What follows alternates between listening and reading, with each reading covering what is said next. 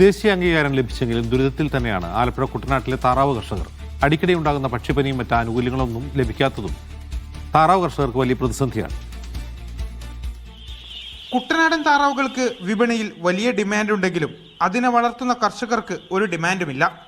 വലിയ പ്രതിസന്ധിയാണ് താറാവ് കർഷകർ നേരിടുന്നത്. അടിക്കടി ഉണ്ടാകുന്ന പക്ഷിപ്പനിയാണ് കർഷകർക്ക് തിരിച്ചടിയാകുന്നത്. പക്ഷിപ്പനിയെ പ്രതിരോധിക്കുന്നതിനായി വാക്സിൻ കൊണ്ടുവരണമെന്ന കർഷകരുടെ ആവശ്യത്തിന് വർഷങ്ങളുടെ പഴക്കമുണ്ട്. അതിന് സർക്കാർ ഇതുവരെ മറുപടിയും നൽകിയിട്ടില്ല. മറ്റെല്ലാ കൃഷിക്കും ലോൺ നൽകുമ്പോൾ താറാവ് കർഷകർക്ക് മാത്രം ലോണില്ല. പെട്ടെന്ന് ചത്തുപോകുന്ന ജീവിയായതിനാലാണ് ലോൺ നൽകാത്തതെന്നാണ് അധികൃതർ പറയുന്നതെന്ന് താറാവ് കർഷകൻ കുര്യൻ മത്തായി പറഞ്ഞു.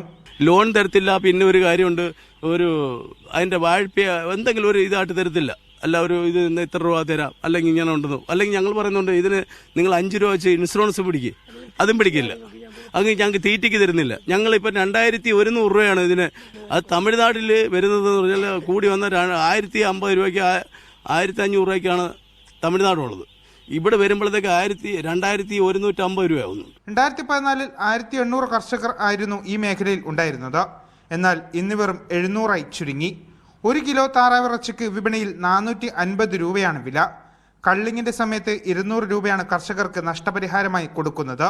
അതായത് വിപണി വില പോലും കർഷകർക്ക് നഷ്ടപരിഹാരമായി ലഭിക്കുന്നില്ല എന്ന് സാരം. 2014 അനുവദിച്ച നഷ്ടപരിഹാര തുകയാണിത്. 10 വർഷം കഴിഞ്ഞിട്ടും അതിനൊരു മാറ്റവും ഉണ്ടായില്ല എന്നും കർഷകർ പറയുന്നു. കർഷകർക്ക് പ്രത്യേക പാക്കേജ് വേണമെന്നാണ് ഇവരുടെ ആവശ്യം. മീഡിയ 1 ആലപ്പുഴ.